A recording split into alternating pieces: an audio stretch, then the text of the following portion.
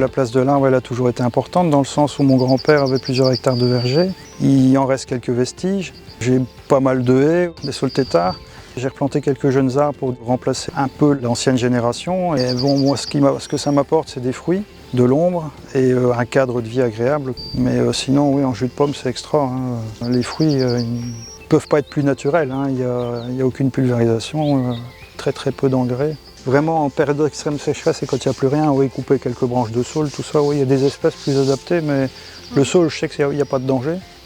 Les pommiers le font tout seuls aussi. Le seul bémol à l'entretien des haies, c'est la mécanisation, quoi. Ce serait bien d'avoir un outil adapté en commun ou en prêt, ou trouver une solution qui soulagerait le quotidien de ceux qui ont des haies à entretenir, quoi. Les chèvres adorent la végétation arbustive, ça c'est un constat, c'est extrêmement bon pour elles aussi, elles y retrouvent plein de micronutriments et des substances vermifuges dont elles ont particulièrement besoin. Et donc on a commencé tout doucement à planter des haies en bordure de prairies permanentes, protégées par un fil électrique bien sûr, avec un mélange d'essences qu'elles apprécient particulièrement et qui supportent le fait d'être broutées. D'année en année, on a un peu complexifié la chose en incluant des fruitiers, en s'inspirant du concept de haies fruitières, où on mélange des arbres et des arbustes fruitiers avec des non-fruitiers pour limiter les maladies et les ravageurs.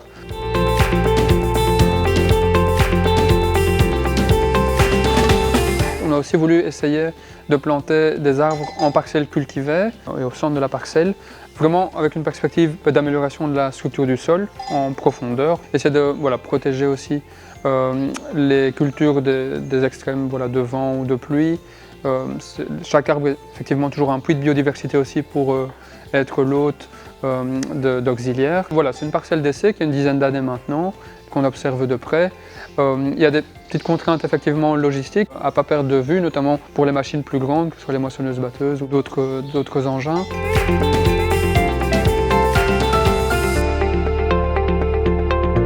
En amont, avant toute chose, il y a la question du foncier, où effectivement on a pu essayer ça sur une parcelle qui est en propriété dans la famille, mais on ne peut pas faire ça sur une parcelle qui est en location. La loi pour l'instant nous l'interdit, et ça demanderait un accord du propriétaire sur le très long terme pour pouvoir le faire.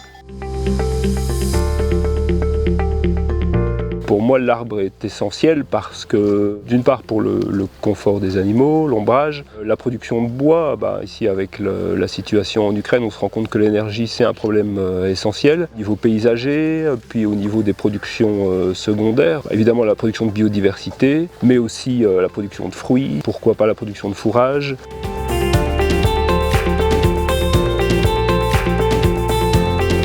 On a développé une politique volontariste puisqu'on s'est fixé des objectifs ambitieux de plantation en se disant voilà, chaque année on va planter un certain nombre d'arbres et s'y tenir. Alors c'est pas toujours évident parce que sur beaucoup de parcelles on a un titre d'occupation précaire, ce sont des échanges, mais partout où c'est possible on a replanté des haies, des arbres fruitiers, des arbres isolés.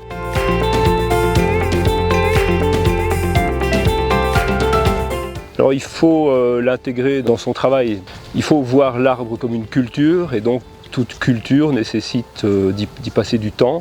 Oui, il faut s'équiper, il faut y consacrer quelques journées ou quelques semaines par an, oui.